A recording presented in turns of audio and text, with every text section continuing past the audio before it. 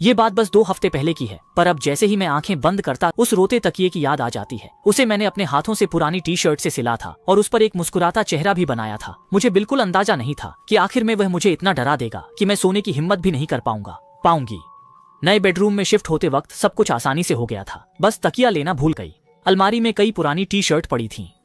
मेरे दिमाग में फौरन आया कि क्यों न मैं खुद एक अनोखा तकिया सिलूं, और बिना देर किए लग गया। मैंने पुरानी टी शर्ट के टुकड़े काटकर भरावन बना दिया, फिर एक एक टांका लगाकर आधा दिन सिलाई करता, आखिर में उस पर गोल मटोल मुस्कुराता चेहरा बना दिया। आंखें काली पेन से गोल गोल रंगी, बहुत प्यारा लग रहा था। मैंने उसका नाम छोटा मशरूम रखा और हर रात उसे गले लगाकर सोता।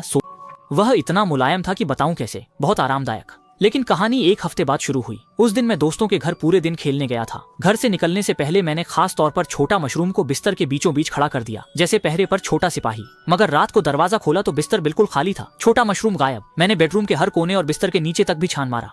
मैंने अलमारी तक, यहाँ तक कि किताबों की रैक की दरारें भी छान ली। आखिर में झुककर बिस्तर के नीचे देखा तो दिल धक से रह गया। छोटा मशरूम चुपचाप ठीक बीच में पड़ा था। उसका गोल मुस्कुराता चेहरा ऊपर था और उसकी काली गोल आंखें एक तक मुझे घूर रही थीं। उस पल थोड़ा डर लगा, मगर फिर लगा शायद छोटे भाई की शरारत है।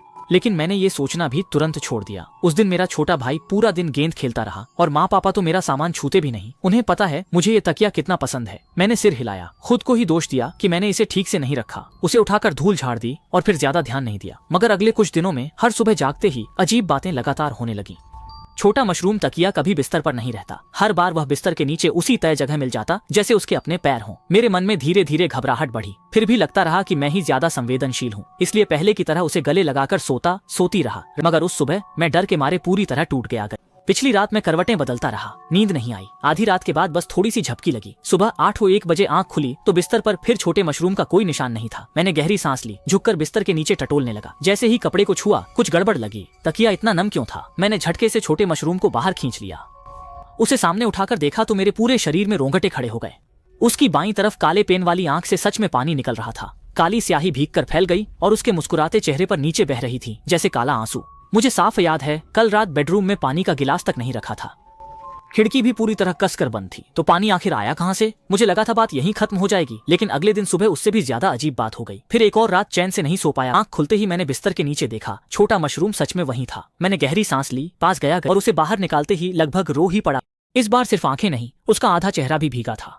काली स्याही और लाल पेन से बना मुंह घुल मिल गया। आखिर पानी आता कहां से है? वह हर बार बिस्तर के नीचे क्यों छिपता है? क्या तकिया सिलते समय मुझसे अनजाने में कुछ उसके अंदर लिपट गया था, या सच में कोई अदृश्य चीज मेरे साथ मजाक कर रही है? हर रात बिस्तर पर लेटते समय मैं खुद को बिस्तर के नीचे देखते रहने से रोक नहीं पाता। हमेशा लगता है कि अंधेरे में कोई 2 आंखें मेरे हाथ से सिले उस तकिए को घूर रही हैं। अब यह मेरा सबसे बड़ा दुःस्वप्न है। मुझे सच में नहीं पता मैं क्या करूं।